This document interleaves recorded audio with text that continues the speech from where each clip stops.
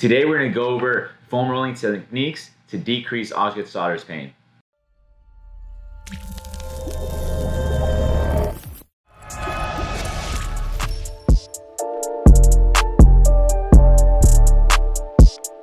What's good, Hoopers? My name is Dr. Marco Lopez. I'm a doctor of physical therapy and certified strength and conditioning specialist and co-founder of the Basketball Doctors alongside with Dr. Gabe Ignacio. Our goal for the Basketball Doctors is to provide evidence-based information regarding all things basketball. This is all for educational purposes, not medical advice.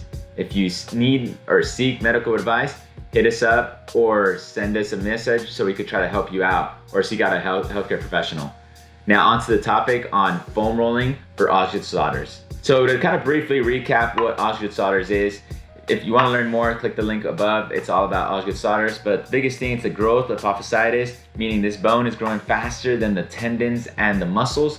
So what happens is when kids are under the age of 16, they have these growth spurts. When they have these growth spurts, these quad muscles aren't long enough or not ready to mature into what the bone is. So the bone is growing faster, and what happens is when you're playing basketball or doing these forceful eccentric contractions or regular just contractions, you're gonna be pulling on this bone here because the quad goes here, goes into the quad tendon, kneecap, patella tendon. So when you're forcefully pulling, you're pulling here, and that's gonna cause stress there. And over time, if it's untreated, it could lead to an avulsion fracture.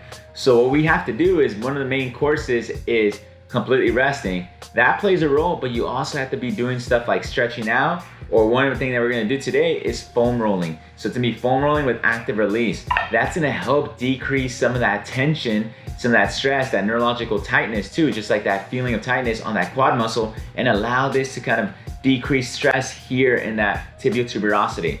So we're gonna go over one foam rolling technique to really loosen up the quad and decrease some of that tension that you have built up, and it'll be great while you're using it in the early rehab stages, or even before you're playing basketball or anything, if you're currently dealing with Osgood Schlatters.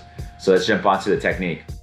Alright, so you're going to be in a plank position here. Use your other foot for support, and what you're going to do first is roll all along your quad and find tight spots.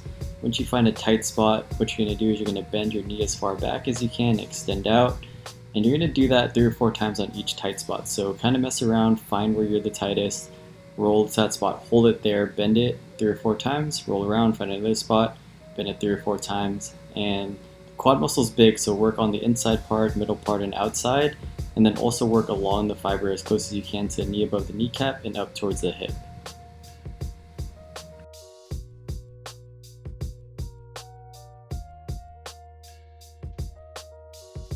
Hopefully you guys learned how to decrease some of that pain with that foam rolling technique that we showed you. If you liked the video, hit the like button, subscribe, and share with friends and families. We are the Basketball Doctors. Let's ball for life.